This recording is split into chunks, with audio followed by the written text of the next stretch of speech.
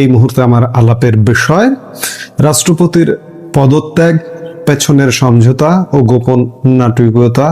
কার লাভ কার ক্ষতি?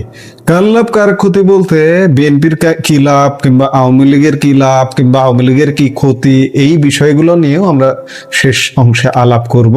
নানা জল্পনা কল্পনার অবসান ঘটিয়ে অবশেষে পদত্যাগ করলেন বাংলাদেশের 22তম রাষ্ট্রপতি মোহাম্মদ শাহাবুদ্দিন। কিন্তু এই পদত্যাগের পেছনের আসল গল্পটি কি? এটি কি শুধুই শারীরিক অসুস্থতা, নাকি পর্দার আড়ালের এক সুচতুর রাজনৈতিক সমঝোতা, যেখানে রক্ষা পেয়েছে রাষ্ট্রপতি ও বিএনপি দুই পক্ষেরই মর্যাদা? আওয়ামী লীগ শাসন আমলে নির্বাচিত রাষ্ট্রপতি মোহাম্মদ শাহাবুদ্দিনের পদত্যাগ নিয়ে গত কয়েকদিন ধরেই পুরো বাংলাদেশে এক ধরনের উত্তেজনা বিরাজ করছিল। শেষ পর্যন্ত তিনি পদত্যাগ করেছেন এবং সংবিধান অনুযায়ী ভারপ্রাপ্ত রাষ্ট্রপতির দায়িত্ব গ্রহণ করেছেন স্পিকার হাফিজউদ্দিন আহমেদ। কিন্তু রাজনীতির অন্দরমহলের খবর হলো এই ঘটনাটি হুট করে ঘটে যাওয়া কোনো বিচ্ছিন্ন বিষয় নয়। সরকারের ভেতরের নানান বিশ্বস্ত সূত্র নিশ্চিত করেছে, বিএনপি সরকার ক্ষমতায় আসার পর থেকেই মোহাম্মদ শাহাবুদ্দিনকে বঙ্গভবনে বহাল রাখা হবে কিনা তা নিয়ে দলের নীতি নির্ধারক মহলে গভীর আলোচনা ও রাজনৈতিক হিসেব নিকেশ চলছিল।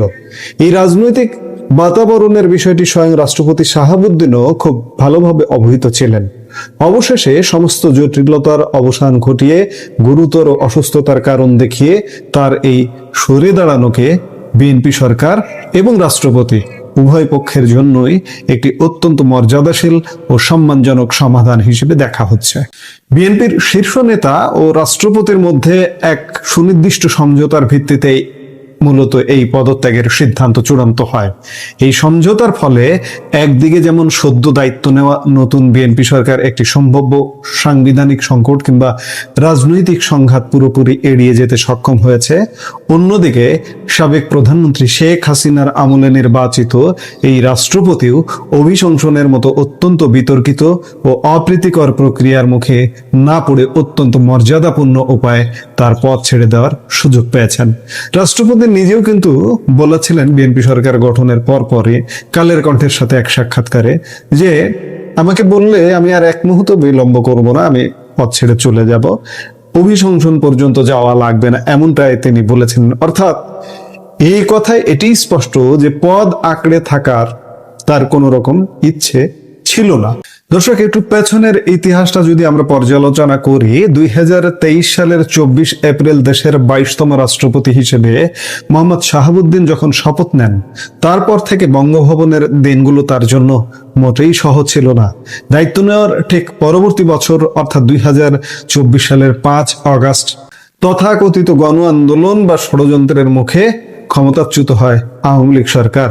সাবেক প্রধানমন্ত্রী শেখ হাসিনা দেশ ছেড়ে নিরাপদ আশ্রয়ে চলে যেতে বাধ্য হন। সেই চরম রাজনৈতিক শূন্যতার মধ্যে রাষ্ট্রপতি মোহাম্মদ শাহাবুদ্দিন সংবিধানের আলোকে সুপ্রিম কোর্টের আইনগত মতামত গ্রহণ করেন এবং প্রধান উপদেষ্টা মোহাম্মদ ইউনূসের নেতৃত্বে অন্তর্বর্তীকালীন সরকারের শপথ অনুষ্ঠানের আয়োজন করেন। পরবর্তীতে ডক্টর ইউনূসের অন্তর্বর্তী সরকারের আমলেও কিন্তু মোহাম্মদ শাহাবুদ্দিনকে রাষ্ট্রপতির পদ থেকে সরিয়ে দেওয়ার জোরালো দাবি উঠেছিল। কিন্তু ঠিক সেই সময় বিএনপির শক্ত ও ইতিবাচক অবস্থানের কারণে তৎকালীন অন্তর্বর্তী সরকার সেই বিপজ্জনক পথে হাঁটতে পারেনি। আসলে একবার চিন্তা করুন যে রাষ্ট্রপতি, আমি এর আগে অসংখ্য ভিডিওতে বলেছি, আবার বলছি, রাষ্ট্রপতি যদি ওই সময় সমঝোতা করে এই চাপের কাছে নতি স্বীকার করে তিনি দেশ ত্যাগ করে নিরাপদ আশ্রয়ে চলে যেতেন, তাহলে কি হতো? যারা একটু গভীরে চিন্তা করেন তাহলেই খুঁজে পাবেন অনেক কিছু। বিপ্লবী সরকার, আফগানিস্তান, ইরান ইত্যাদি, এই ইঙ্গিতগুলো দিলাম, এই ইঙ্গিতগুলো একটু ডিপলি চিন্তা করে দেখবেন যে রাষ্ট্রপতি নেই মানে সংবিধান নেই, সেই সময়ের সরকার আওয়ামী লীগ সরকার নেই মানে বাংলাদেশে কিচ্ছু নেই। তাহলে কি হবে? বাংলাদেশে নতুন করে কিছু একটা গড়ে উঠবে, নতুন করে সরকার গড়ে উঠবে, সংবিধান গড়ে উঠবে, সবকিছু নতুন করে সাজানো হবে। এই নতুন করে সাজানোরই পরিকল্পনা ছিল, কিন্তু যারা আওয়ামী লীগ সরকারের পতন ঘটিয়েছে তাদের কিন্তু রাষ্ট্রপতির দৃঢ় অবস্থান, আমি আগেও বলেছি, আজও বলছি, ভবিষ্যতেও বলবো, আপনি কি বোঝেন? আপনারা অনেকে হয়তো দ্বিমত পোষণ করবেন, আপনি কি বোঝেন, আপনি আপনার বুঝ নিয়ে থাকেন।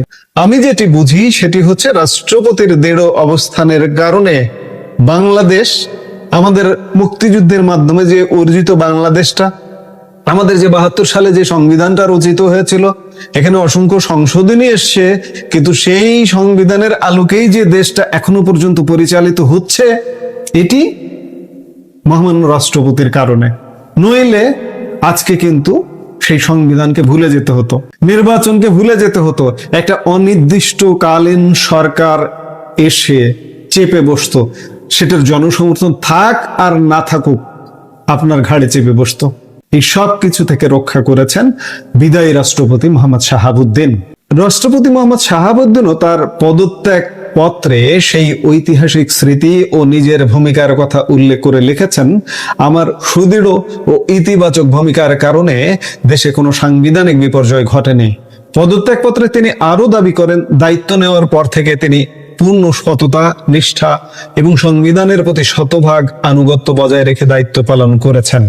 এমনকি পদত্যাগপত্র গ্রহণ করার পর ভারপ্রাপ্ত রাষ্ট্রপতি ও স্পিকার হাফিজ উদ্দিন আহমদও সাবেক রাষ্ট্রপতির প্রশংসায় মুখর হন। তিনি স্পষ্ট ভাষায় বলেন, আমার মনে হয় তিনি মাফিয়া সরকার বলেছেন স্পিকার। স্পিকারের এই কথার সাথে তীব্র আপত্তি জানাচ্ছি। কে কাকে মাফিয়া বলে আর কে মাফিয়া, এটি জনগণ বিচার করবে। একজন একজনকে মাফিয়া বলে ফেলতেই পারেন, কিন্তু আসলে মাফিয়াকে। যাই হোক, স্পিকার মাফিয়া বলুন আর যাই বলুন না কেন, তিনি বলেছেন যে মাফিয়া সরকারের আমলে নির্বাচিত হলেও বর্তমানে জনগণের ভোটে যে নতুন সরকার নির্বাচিত হয়েছে তার প্রতি সবসময় সমর্থন এবং শ্রদ্ধা প্রকাশ করেছেন। জনগণের ভোটে নির্বাচিত সরকার নাকি কোন ভোটে নির্বাচিত সরকার নাকি সমঝোতার সরকার, বাংলাদেশের জনগণ সেটি জানে। তবে দর্শক, এই পদত্যাগের পেছনের ঘটনা প্রবাহ ছিল পুরো থ্রিলার সিনেমার মতো নাটকীয়। গত বুধবার প্রবাসী সাংবাদিক জুলকারনাইন শায়েরের একটি সোশ্যাল মিডিয়া স্ট্যাটাসের পর থেকে রাষ্ট্রপতির পদত্যাগের ইস্যুটি নতুন করে রাজনীতির টেবিলে চলে আসে। সেই সময় স্পিকার হাফিজ উদ্দিন আহমেদ থাইল্যান্ডে চিকিৎসাধীন ছিলেন, কিন্তু পরিবর্তিত পরিস্থিতিতে তিনি তার সফর সংক্ষিপ্ত করে নির্ধারিত সময়ের একদিন আগে তড়িঘড়ি করে দেশে ফেরেন। শুক্রবার দুপুরে স্পিকার ঢাকায় নামেন এবং ঠিক বিকেল 4টার দিকে সংবিধানের 53 অনুচ্ছেদ অনুযায়ী তার কাছে পদত্যাগপত্র জমা দেন রাষ্ট্রপতি। তবে এই পদত্যাগের আগের কয়েক ঘন্টায় ঘটেছে চরম নাটকীয় সব ঘটনা। শুক্রবার সকালেও বিএনপির মহাসচিব তথা স্থানীয় সরকার মন্ত্রী মির্জা ফখরুল ইসলাম আলমগীর রাষ্ট্রপতির পদত্যাগের বিষয়টিকে সম্পূর্ণ গুজব বলে উড়িয়ে দেন এবং দেশবাসীকে এ ধরনের সংবাদে কান না দেওয়ার আহ্বান জানান। অন্যদিকে থাইল্যান্ড থেকে দুপুরে দেশে ফিরে বিমানবন্দরে স্পিকার হাফিজ উদ্দিনও জানান, রাষ্ট্রপতির পদত্যাগের বিষয়ে তিনি সাধারণ মানুষের মতোই গুঞ্জন শুনেছেন, নিশ্চিত কিছু জানেন না। ঘটনা আরো জমজমাট রূপ নেয় বেলা 3টায়। পদত্যাগ করার ঠিক 1 ঘন্টা আগে রাষ্ট্রপতি মোহাম্মদ শাহাবুদ্দিন সরাসরি গণমাধ্যম টাইমস অফ বাংলাদেশকে দেওয়া এক বক্তব্যে সাফ জানিয়ে দেন, তার পদত্যাগের খবর কোনো গুজব নয়, তিনি পদত্যাগের সিদ্ধান্তে সম্পূর্ণ অটল রয়েছেন। এখন প্রশ্ন উঠছে, রাষ্ট্রপতি কেন এই সময়ে পদত্যাগ করলেন? এই বিষয়ে বিএনপির স্থায়ী কমিটির জ্যেষ্ঠ সদস্য গয়েশ্বরচন্দ্র রায় স্পষ্টভাবে রাজনৈতিক চাপের কথা অস্বীকার করে বলেন, রাষ্ট্রপতির পদত্যাগে বিএনপির পক্ষ থেকে কোনো ধরনের চাপ বা অনাস্থা নেই। গুরুতর অসুস্থতা দেখিয়ে ব্যক্তিগত কারণে রাষ্ট্রপতি পদত্যাগ করেছেন, এটি তার সম্পূর্ণ নিজস্ব ব্যাপার। প্রকৃতপক্ষে রাষ্ট্রপতি শাহাবুদ্দিন তার পদত্যাগ পত্রে শারীরিক অসুস্থতার বিশদ বিবরণ দিয়েছেন। তিনি জানিয়েছেন, অন্যান্য জটিল রোগের পাশাপাশি তিনি অটোনমিক নিউরোপ্যাথি নামে একটি অত্যন্ত জটিল স্নায়বিক রোগে ভুগছেন। এই মারাত্মক ব্যাধির কারণে তিনি মাঝে মাঝে হঠাৎ করে অচেতন বা জ্ঞানহীন হয়ে পড়েন। ভারপ্রাপ্ত রাষ্ট্রপতি ও স্পিকারও নিশ্চিত করে বলেন, শারীরিক ও মানসিক এই অসামর্থ্যের কারণে রাষ্ট্রপতির মতো শীর্ষ সাংবিধানিক পদের গুরুদায়িত্ব পালন করা শাহাবুদ্দিনের পক্ষে আর সম্ভব হচ্ছিল না এবং তার দীর্ঘমেয়াদী ও নিবিড় চিকিৎসার প্রয়োজন। জানা গেছে, পদত্যাগের পরপরই মোহাম্মদ শাহাবুদ্দিন বঙ্গভবন ত্যাগ করে চিকিৎসার জন্য সম্মিলিত সামরিক হাসপাতালে ভর্তি হয়েছেন। তবে এর মধ্যেই গুলশানে তার নিজস্ব বাসভবনে নতুন টেলিফোন লাইন স্থাপনের খবর পাওয়া গেছে। অন্যদিকে নাম প্রকাশ না করার সত্ত্বে বিএনপির স্থায়ী কমিটির এক প্রভাবশালী সদস্য আবার জোর দিয়ে বলেছেন, রাষ্ট্রপতির পদত্যাগে বিএনপির কোনো ধরনের হস্তক্ষেপ ছিল না। ঘটনা পর্যালোচনা করে জানা যায়, রাষ্ট্রপতি মূলত বৃহস্পতিবারই পদত্যাগের চূড়ান্ত সিদ্ধান্ত নিয়ে রেখেছিলেন, কিন্তু স্পিকার বিদেশে থাকায় সাংবিধানিক বাধ্যবাধকতার কারণে তার দেশে ফেরার জন্য 24 ঘন্টা অপেক্ষা করতে হয়েছে। দর্শক, আমরা যদি বাংলাদেশের সংবিধানের দিকে তাকাই, রাষ্ট্রপতির মেয়াদকাল সাধারণত 5 বছর। সেই হিসেবে মোহাম্মদ শাহাবুদ্দিনের ক্ষমতার মেয়াদ আরো 2 বছর বাকি ছিল। সাংবিধানিক বিশেষজ্ঞদের মতে সংসদে সংখ্যাগরিষ্ঠতা পাওয়া বিএনপির সামনে মূলত 2টি পথ খোলা ছিল। প্রথম পথ রাষ্ট্রপতির স্বেচ্ছায় পদত্যাগ, যেখানে আলোচনার মাধ্যমে সম্মানজনক বিদায় নিশ্চিত করা যায় এবং সংসদ নতুন নির্বাচনের দিকে এগোতে পারে, যেটি ঘটেছে। দ্বিতীয় পথ অভিশংসন বা ইমপিচমেন্ট। সংবিধানের 2/3 সংখ্যাগরিষ্ঠতা থাকলে বিএনপি সহজেই সংসদীয় প্রক্রিয়ায় তাকে অভিশংসন করতে পারত, কিন্তু বিএনপি সেই পথে হাঁটেনি বা হাঁটতে প্রয়োজন হয়নি। বিএনপির 2/3 সংখ্যাগরিষ্ঠতা আছে, কারণ সংসদীয় গণতান্ত্রিক ব্যবস্থায় রাষ্ট্রপতি পদটি আলংকারিক হলেও অভিশংসন একটি চরম সংবেদনশীল রাজনৈতিক পদক্ষেপ যা সংঘাত বাড়ায়। তবে মোহাম্মদ শাহাবুদ্দিনের বিদায় নিয়ে বিএনপির দলীয় নীতি নির্ধারকদের মধ্যেও কিন্তু বিভিন্ন ধরনের ভিন্নমত ছিল। দলের এক অংশ চেয়েছিল প্রচলিত রাজনৈতিক রীতি অনুযায়ী রাষ্ট্রপতি শাহাবুদ্দিন প্রথমে নতুন সংসদের প্রথম অধিবেশনে ভাষণ দেবেন, তারপর পদত্যাগ করবেন। আরেক অংশ চেয়েছিল নবনির্বাচিত সংসদ সদস্যদের শপথের পর বিএনপির সংসদীয় কমিটির বৈঠকে আনুষ্ঠানিকভাবে সিদ্ধান্ত নেওয়া হোক যে আওয়ামী লীগ সরকারের মনোনীত এই রাষ্ট্রপতিকে পূর্ণ মেয়াদে রাখা হবে কিনা। জ্যেষ্ঠ নেতাদের একটি দল আবার যুক্তি দিয়েছিলেন, অভিসংশোধনের কঠোর পথে না গিয়ে আলোচনার মাধ্যমে পদত্যাগ করানোই হবে বুদ্ধিমানের কাজ, যা দলের রাজনৈতিক ভাবমূর্তি রক্ষা করবে। তবে সতর্ক একদল নেতা এও বলেছিলেন, মেয়াদ শেষ হওয়ার আগেই রাষ্ট্রপতিকে সরালে বিএনপির ঘোষিত ভিন্নধর্মী ও প্রগতিশীল রাজনৈতিক সংস্কৃতি তৈরির অঙ্গীকার নিয়ে জনমনে প্রশ্ন উঠতে পারে। সত্যিকার অর্থে যে সমাধানটা হলো, এটি নিঃসন্দেহে সম্মানজনক সমাধানই হলো। কারণ আমি যদি বিএনপির কথা বলি, বিএনপির জন্য এটি খানিকটা অস্বস্তিই ছিল, কারণ আওয়ামী লীগের রাষ্ট্রপতি। আরেকদিকে রাষ্ট্রপতির জন্য এটি অস্বস্তির ঘটনাই ছিল যে তিনি আওয়ামী লীগের, তিনি সারা জীবন জয় বাংলা জয় বঙ্গবন্ধু বলে এসছেন। তার প্রত্যেকটা বক্তব্যে জিন্দাবাদ, বিএনপির প্রশংসা করতে হচ্ছে, বিএনপির প্রতিষ্ঠাতা জিয়াউর রহমানের প্রশংসা করতে হচ্ছে, খালেদা জিয়ার প্রশংসা করতে হচ্ছে, লিখিত বক্তব্য, সরকারের বক্তব্যে। এগুলো মহামান্য রাষ্ট্রপতির জন্য একটা বিব্রতকর সিচুয়েশন ছিল এবং আওয়ামী লীগের একাংশের মধ্যেও তাকে নিয়ে চরম সমালোচনায় মুখর। এমনকি আওয়ামী লীগের সাধারণ সম্পাদক ওবায়দুল কাদেরও একটি বৈঠকে, ভার্চুয়াল বৈঠকে রাষ্ট্রপতিকে নিয়ে, রাষ্ট্রপতির নিয়োগ নিয়ে সমালোচনা করেছিলেন। তার ঠিক পরে আমি একটা ভিডিও বক্তব্যে বলেছিলাম এবং সুস্পষ্টভাবে রাষ্ট্রপতিকে বলেছিলাম, মহামান্য রাষ্ট্রপতি, এখন কি আপনার বিদায় নেওয়ায় কি উপযুক্ত সময় কি না?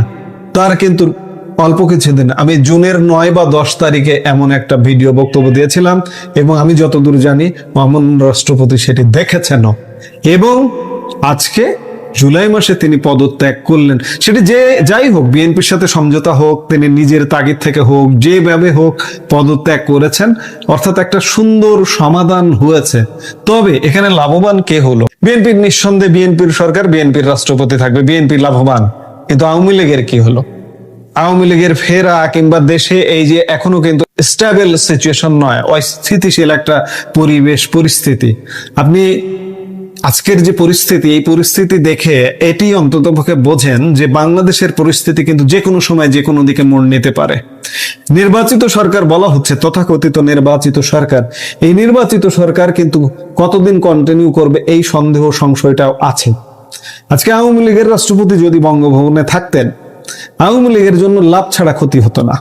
আর একটি আলাপ আছে যে রাষ্ট্রপতির একটি টেলিফোন আলাপ লিকের প্রেক্ষিতে এই রাষ্ট্রপতির এই পদত্যাগের মুখোমুখি হতে হলো। রাষ্ট্রপতি এটি অস্বীকার করেছেন। টেলিফোন আলাপ হতে পারে, থাকতেই পারে, তার নিয়োগদাতা প্রধানমন্ত্রীর সাথে তার যোগাযোগ থাকতেই পারে এবং তিনি বঙ্গভবনে বসে আলাপ করতে পারেন। লন্ডনে গিয়ে আলাপ তো করতে পারেন না, হতে পারে না। এই যে 2 বছর হয়ে গেছে, তার নিয়োগদাতার সাথে তার যোগাযোগ ঘটেনি, যোগাযোগ ঘটবে না, এটি আপনি শিশু না পাগল? আপনি কি বিশ্বাস করেন? অবশ্যই যোগাযোগ ঘটতে পারে। যারা এগুলো ভাবেন যে না, তার নিয়োগদাতার নিয়ন্ত্রণের বাইরে তিনি কাজ করছেন, তিনি বাইরে এই সব কথা বলছেন, বাংলাদেশ জিন্দাবাদ বলছেন, জিয়াউর রহমানের প্রশংসা করছেন, খালেদা জিয়ার প্রশংসা করছেন, যারা এগুলো ভাবেন তারা আসলে ভুল ভাবছেন। এটা রেওয়াজের কারণে, সিচুয়েশনের কারণে তাদের লিখিত বক্তব্য তাকে দিতে হয়েছে। সবকিছু মিলে বলবো যে রাষ্ট্রপতির অপসারণে আওয়ামী লীগে ক্ষতিগ্রস্ত হলো, বিএনপি তো লাভবান অবশ্যই হলো, কিন্তু তারপরেও শেষ কথা বলে কিছু নাই। এই যে পরিস্থিতি, এই পরিস্থিতি টালমাটাল অবস্থা, থাকুক বিএনপির রাষ্ট্রপতি। 2007 সালে বিএনপির রাষ্ট্রপতি ছিল না বঙ্গভবনে, আওয়ামী লীগ কাজ করেনি, আওয়ামী লীগ সফল হয়নি, আন্দোলনে সফল হয়েছে, 111-এর একটা সরকার এসছে, 2008 সালের নির্বাচনে ক্ষমতায় গেছে। কাজেই কোথায় কে থাকলো সেটি কিন্তু বিষয় না। সবকিছুর মেকানিজমটা যদি একসাথে কাজ করে, যে কোনো সময় যে কোনো ঘটনা ঘটতে পারে। বাংলাদেশের রাষ্ট্রপতি পদটি সাংবিধানিক ও প্রতীকী দিক থেকে অত্যন্ত গুরুত্বপূর্ণ। তিনি সশস্ত্র বাহিনীর সর্বাধিনায়ক, প্রধানমন্ত্রী নিয়োগ ও শপথ পরিচালনা করেন। ফলে অন্য রাজনৈতিক আদর্শের একজন ব্যক্তি শীর্ষ পদে থাকা যে কোনো নতুন সরকারের জন্যই একটি বড় অস্বস্তির কারণ। অবশেষে এই অস্বস্তি দূর হলো একটি সুচতুর ও শান্তিপূর্ণ সমঝোতার মাধ্যমে। পদত্যাগ ও অসুস্থতার মিশেলে বঙ্গভবন থেকে বিদায় নিলেন মোহাম্মদ শাহাবুদ্দিন, আর বাংলাদেশ এড়িয়ে গেল এক বড় সাংবিধানিক বিতর্ক। আজকের এই জটিল রাজনৈতিক নাটকীয়তা নিয়ে আপনাদের মতামত কি? কমেন্ট বক্সে অবশ্যই আপনার মূল্যবান মতামত জানাতে পারেন। এই মুহূর্তের ভিডিও থেকে বিদায় নিতে চাইছি। দেখা হবে পরবর্তী ভিডিওতে। সে পর্যন্ত ভালো থাকুন, সুস্থ থাকুন। এনসিপি আপনার বিচার দাবি করছে, আপনি কি বলবেন? এরকম প্রশ্নের উত্তরে সাবেক রাষ্ট্রপতি শাহাবুদ্দিন চুপ্পু তিনি একেবারে উড়িয়ে দিয়েছিলেন, আরে দূর, এগুলো বাদ দেন, এগুলো পাত্তাই দিই না। সেই উড়িয়ে দেওয়ার পরের দিনই আমরা দেখলাম যে খবর শুরু হলো, খবর আসলো, এবং এটা একেবারে ডেফিনিট খবর। ইসলামী ব্যাংককে কেন্দ্র করে যে অভিযোগগুলো, আওয়ামী লীগের আমলে ইসলামী ব্যাংক দখল করেছে, সালম গ্রুপ, শেয়ার কেলেঙ্কারি হয়েছে, এরকম নানা অভিযোগ তো এখন শোনা যাচ্ছে। সেই ইসলামী ব্যাংকের মামলায় শাহাবুদ্দিন চুপ্পু ফেঁসে যাচ্ছেন অথবা তাকে ফাঁসানো হচ্ছে। ইসলামী ব্যাংক সংক্রান্ত একটা পুরাতন মামলা 2025 সালে যে মামলাটা হয়েছিল, সেই মামলায় এবার তদন্ত প্রতিবেদন যেটা আসছে সেখানে শাহাবুদ্দিন চুপ্পু ফেঁসে যাচ্ছেন, অথবা এই মামলাটাকেই মানে বেছে নেওয়া হয়েছে তাকে এক ধরনের শায়েস্তা করা কিংবা কারাগারে প্রেরণ করার পদ্ধতি হিসেবে। কিন্তু এই কর্মটা কি সরকার করেছে? আমার মনে হয় যে 2025 সালে যে মামলা এবং যে মুভমেন্ট, সেটার সঙ্গে বিএনপির তো কোনো যোগাযোগ ছিল না। সুতরাং এই ব্যাপারটাকে বিএনপি কিভাবে হ্যান্ডেল করবে, বিএনপি কিভাবে মোকাবেলা করবে, সরকার পক্ষ হিসেবে বিএনপি এটাকে কিভাবে দেখবে, এই প্রশ্নগুলো সামনে এসেছে এবং আইনমন্ত্রীও এই ব্যাপারে কথা বলেছেন।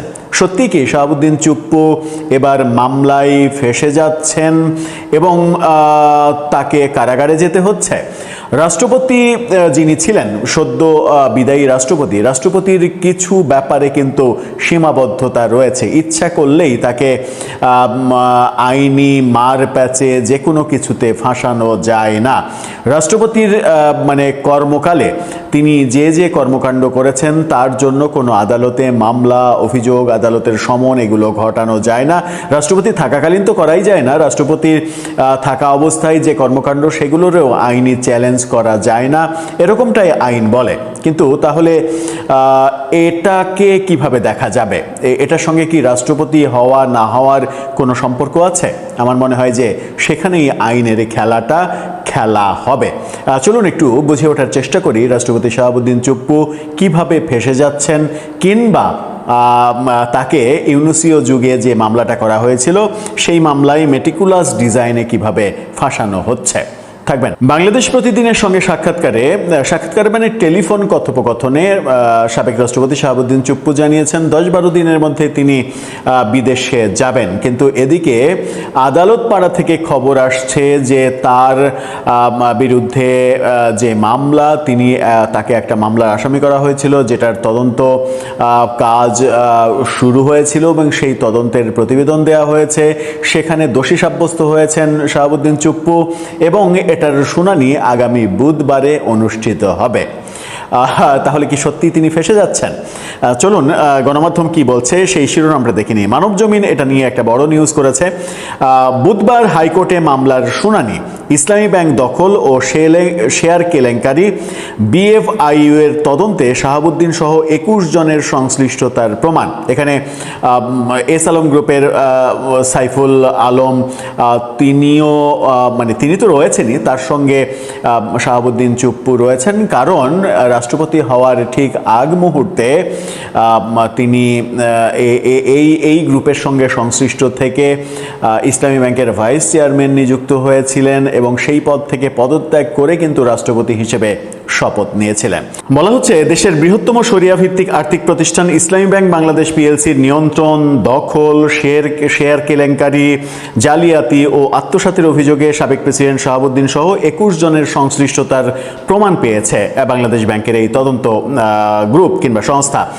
এই অভিযোগে এস আলম গ্রুপের চেয়ারম্যান সাইফুল আলম এবং ব্রিলিয়ান্ট বিজনেস কোম্পানি লিমিটেডের চেয়ারম্যান ও ব্যবস্থাপনা পরিচালক সহ মোট 21 জনের বিরুদ্ধে ফৌজদারি মামলা হয়েছিল 2024 সালের অক্টোবরে, যখন প্রফেসর ইউনূস কেবলমাত্র ক্ষমতা নিয়েছেন এবং ক্ষমতার দুর্দান্ত দাপটের পেছনে কাদের একটা বড় ইন্ধন ছিল, কারা মূলত ইউনূস সরকারকে ঘিরে ধরেছিল সেটা বোঝাই যায়। এবং ইসলামী ব্যাংক যেহেতু ব্যাপারটা, সেহেতু আরও স্পষ্ট হওয়া যায় যে ব্যাপারটা এত তড়িঘড়ি কিভাবে হয়েছে। ওই মামলার তদন্ত চেয়ে উচ্চ আদালতে রিট হয়েছিল। রিটের শুনানি নিয়ে ঘটনা তদন্তের নির্দেশ দিয়েছিলেন হাইকোর্ট। নির্দেশনা অনুযায়ী দীর্ঘ তদন্ত শেষে বাংলাদেশ ব্যাংকের আর্থিক গোয়েন্দা বিভাগ উচ্চ আদালতে প্রতিবেদন জমা দিয়েছে। ওই প্রতিবেদনে সাবেক প্রেসিডেন্ট শাহাবুদ্দিন সহ আসামিদের সংশ্লিষ্টতার বিষয় উল্লেখ করা হয়। প্রতিবেদনের উপরে বুধবার হাইকোর্টে শুনানি হওয়ার কথা রয়েছে। যদিও বাংলাদেশে এই যে তদন্ত কমিটি, তদন্ত সংস্থা, এই তদন্ত কমিটির প্রতিবেদন, রিপোর্ট, এগুলো যে প্রায় বেশিরভাগ সময়ই রাজনৈতিকভাবে বায়াসড হয় সেই উদাহরণ আমরা দেখেছি। কিন্তু এই ক্ষেত্রে এস আলম গ্রুপের ব্যাপারে অবশ্য পজিটিভ কিছু বলার উপায় নেই, কারণ এস আলম গ্রুপ শেখ হাসিনার আমলে যা করেছে বাংলাদেশে কিংবা করতে চেয়েছে সেটা সীমা লঙ্ঘনের সর্বোচ্চ পর্যায়ে আসলে চলে গেছে। এই কাজটা আওয়ামী লীগ যেটা করতে দিয়েছে তাদেরকে, সেটা ভয়ঙ্কর ক্ষতি হয়েছে আওয়ামী লীগের। এখানে বলা হয়েছে যে মানবজমিনের হাতে এই প্রতিবেদনের কপি এসেছে বলে মানবজমিন দাবি করছে। এতে 4টি স্বাধীন নিরীক্ষা প্রতিষ্ঠানের অনুসন্ধানে অন্য আসামিদের সঙ্গে সাবেক প্রেসিডেন্ট শাহাবুদ্দিন তার সংশ্লিষ্টতার কথা বলা হয়েছে এবং বিদেশি একটা ফরেনসিক প্রতিষ্ঠানের মাধ্যমে যাচাইয়ের কথাও বলা হয়েছে। যুক্তরাজ্য ভিত্তিক একটা ফরেনসিক কোম্পানির মাধ্যমে এই প্রতিবেদন নাকি যাচাই করা হয়েছে, এরকম দাবি করা হয়েছে। আদালতে দাখিল করা 42 পৃষ্ঠার প্রতিবেদনে বলা হয়েছে জেএমসি বিল্ডার্সের মাধ্যমে ব্যাংকের শেয়ার নিয়ন্ত্রণ এবং এস আলম গ্রুপের স্বার্থ রক্ষায় সাবেক প্রেসিডেন্ট শাহাবুদ্দিনের ভূমিকা ছিল বলে উল্লেখ করা হয়েছে। এখানে তদন্ত সংশ্লিষ্ট তথ্যে বলা হয়েছে 2017 সালে সরকারের প্রত্যক্ষ মদদে S Alam group bank company আইনের বিভিন্ন বিধান লঙ্ঘন করে ইসলামী ব্যাংকের প্রায় 82% শেয়ার নিয়ন্ত্রণে নেয়। এখানে বলা হচ্ছে নিয়ন্ত্রণে নেয়, কিনে নেয় বলা হচ্ছে না। ওই সময় জেএমসি বিল্ডার্সের প্রতিনিধি হিসেবে মোহাম্মদ শাহাবুদ্দিনকে পরিচালনা পর্ষদে অন্তর্ভুক্ত করা হয়। পরে তিনি ব্যাংকের ভাইস চেয়ারম্যান নির্বাচিত হন।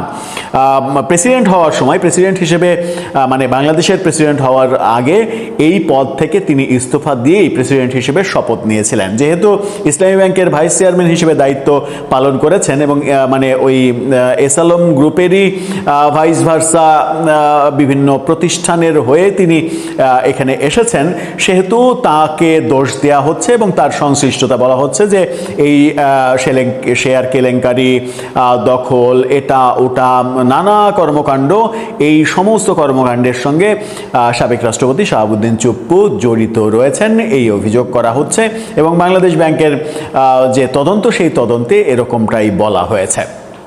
এখন প্রশ্ন জাগতেই পারে যে বাংলাদেশ ব্যাংকের এই তদন্ত সেটা কি প্রফেসর ইউনূস সরকারের দ্বারা প্রভাবিত হয়নি নাকি নিরপেক্ষভাবে তারা করেছে, সেটা একটা বড় প্রশ্ন। কারণ প্রফেসর ইউনূসের আমলে আদালত, পুলিশ, বিভিন্ন ক্ষেত্র এমনভাবে প্রভাবিত করা হয়েছে এবং এমনভাবে সেগুলোকে রাজনৈতিক প্রতিহিংসা চরিতার্থ করার উপায় হিসেবে ব্যবহার করা হয়েছে, সেই দৃশ্য আমরা দেখেছি। শেখ হাসিনার আমলেও এগুলো হয়েছে, কিন্তু শেখ হাসিনার আমলে হয়েছে বলেই তো শেখ হাসিনাকে বিদায় নিতে হয়েছে। শেখ হাসিনার পতনের পরে আমরা ভালো কিছু উদাহরণ দেখতে চেয়েছিলাম, কিন্তু ভালোর পরিবর্তে শেখ হাসিনার চাইতে আরও খারাপ উদাহরণ তৈরি করে প্রতিহিংসার বীজ বপন করেছেন এই দেশে ডক্টর ইউনূস। সুতরাং এই যে প্রতিবেদন এবং এই তদন্ত, এটা যে রাজনৈতিক বায়াসড না, সেই গ্যারেন্টিটা কোথায়, সেই প্রশ্ন আসতেই পারে। আবার সাবেক রাষ্ট্রপতি শাহাবুদ্দিনের ব্যাপারে রাষ্ট্রপতি থাকাকালীন জুলাই আন্দোলনকে সমর্থন দেয়া, কোনো ধরনের কোনো কিছু না করা, এই যে অযথা অভিযোগগুলো বলা হচ্ছে, একজন রাষ্ট্রপতির দায়িত্ব কি? একজন রাষ্ট্রপতি ওই সময় কি করত? উনি কি মাঠে নেমে এসে জুলাই আন্দোলনের নাহিদের সামনে দাঁড়িয়ে বলতো যে ইনকিলাব ইনকিলাব, জিন্দাবাদ জিন্দাবাদ, ঢাকা না দিল্লি, ঢাকা ঢাকা, সেই স্লোগান দিতেন? একজন রাষ্ট্রপতির কাজ কি সেটা? নাকি একজন রাষ্ট্রপতির সাংবিধানিক ক্ষমতা এতটাই সীমাবদ্ধ যে তার আসলে কিছুই করার নেই, তিনি আসলে পুতুল চরিত্র, কিন্তু তারপরেও তিনি তার দৃঢ়তার কারণে যে সাংবিধানিক শূন্যতা তৈরি হয়নি, তার অধীনে এই নাহিদরা গিয়ে শপথ নিলেন, শপথ নিয়ে তাকে বৈধতা দিলেন এবং বিএনপিও তাদের সরকার গঠনের পরে 5 মাস তাকে দায়িত্বে রেখে দিলেন। এই ব্যাপারগুলো তো বলে যে এক ধরনের বৈধতা তাকে দেয়াই হয়েছে। তো বৈধতা দেওয়ার পরে আবার তার ওই সময়ের জুলাই আন্দোলনের সময়ের কোনো ইস্যু নিয়ে তাকে দোষারোপ করার কোনো ওয়ে নাই। আসলে যখন ওয়েটা নাই, তখন ইসলামী ব্যাংকের এই ওয়েতে একটু মজা দেখানোর ব্যাপার ঘটবে কি না, এই প্রসঙ্গ আসতেই পারে। এই প্রসঙ্গ যখন আসছে, তখন প্রশ্ন করা হয়েছিল আইনমন্ত্রীকে। সাবেক প্রেসিডেন্টের বিরুদ্ধে মামলার বিচারিক প্রক্রিয়া নিয়ে প্রশ্ন করা হলে আইনমন্ত্রী আসাদুজ্জামান বলেন, আইনে যখন ব্যাখ্যার প্রয়োজন আসবে তখন দেখা যাবে, এখনই ব্যাখ্যা দেয়া যাচ্ছে না, এখনই এই ব্যাপারে বলার সময় হয়নি। তিনি আরও বলেন, প্রেসিডেন্টের জন্য আইনে কিছু সুরক্ষা রয়েছে, বিষয়টি যাচাই বাছাই করে প্রয়োজনীয় সিদ্ধান্ত নেওয়া হবে। এ বিষয়ে ইসলামী ব্যাংকে আইনি সহায়তা দানকারী আইনজীবী ব্যারিস্টার কায়ুম তিনি বলেন, ইসলামী ব্যাংকের শেয়ার সংক্রান্ত মামলার শুনানি বর্তমানে হাইকোর্টে চলমান রয়েছে। আগামী বুধবার পরবর্তী শুনানির দিন ধার্য করা হয়েছে। আইনমন্ত্রী কিন্তু কৌশলে কথা বলেছেন যে প্রেসিডেন্টের ব্যাপারে কিছু সীমাবদ্ধতা রয়েছে, সুতরাং যখন আইনের ব্যাখ্যা প্রয়োজন হবে তখন এই ব্যাপারে কথা বলা যেতে পারে। আইনমন্ত্রীর এই বক্তব্যে মনে হয় না যে এই মামলা এবং এই তদন্ত এর পেছনে বিএনপি সরকারের কোনো প্রভাব আছে। তাহলে বিএনপি সরকারের প্রভাব না থাকলে কাদের প্রভাব আছে সেটা খুব সহজেই বোঝা যায়। সেই ক্ষেত্রে বিএনপি কি ওইভাবে সাপোর্ট দিয়ে এটাকে এগোতে দেবে, নাকি সরকারের পক্ষ থেকে সাংবিধানিকভাবে যেটা করা উচিত সেটাই করবে? যদিও সাবেক প্রেসিডেন্ট শাহাবুদ্দিন চুপ্পুকে নিয়ে অনেক অভিযোগ বাজারে শোনা যাচ্ছে। তিনি যখন দুদকে চাকরি করতেন তখন তার অনেক দুর্নীতির অভিযোগ এখন তোলা হচ্ছে। তিনি নাকি বিদেশে সাম্রাজ্য করেছেন, এরকম অভিযোগ তোলা হচ্ছে। যে অভিযোগগুলো রাষ্ট্রপতির দায়িত্ব পালন করা, যেটা 23 সালে তিনি রাষ্ট্রপতি হলেন, এই 26 সাল পর্যন্ত তার যে রাষ্ট্রপতির সময়, এই সময়ের কর্মকাণ্ড নিয়ে আসলে তো কিছু বলার নেই। এর বাইরে, এই সময়ের বাইরে যে কর্মকাণ্ড, সেই কর্মকাণ্ড নিয়ে হয়তো ব্যক্তি শাহাবুদ্দিন চুপ্পুকে অভিযুক্ত করার ব্যাপার থাকতেই পারে। তবুও সেটা সাংবিধানিক আইনি অনেক জটিলতার ব্যাপার, যেহেতু তিনি বাংলাদেশের প্রেসিডেন্ট ছিলেন এবং প্রেসিডেন্ট হিসেবে দায়িত্ব শেষ করার পরেও কিন্তু আজীবন তিনি অনেক কিছু সুবিধা ভোগ করার অধিকার রাখেন। দর্শক, আপনার কাছে কি মনে হয় এইভাবেই কি শাহাবুদ্দিন চুপ্পুকে ফাঁসিয়ে দেয়া, যিনি কিনা বাংলাদেশ প্রতিদিনের সঙ্গে সাক্ষাৎকারে বলছেন যে 10-12 দিনের মধ্যে তিনি বিদেশে যাবেন, সেই পথটাও আটকে দেওয়ার এক ধরনের উপায় তৈরি করা হলো কি না, যেটার সঙ্গে সরকারের কোনো কানেকশন হয়তো নেই? আপনার মতামত জানিয়ে লিখতে পারেন আমাদের কমেন্ট বক্সে।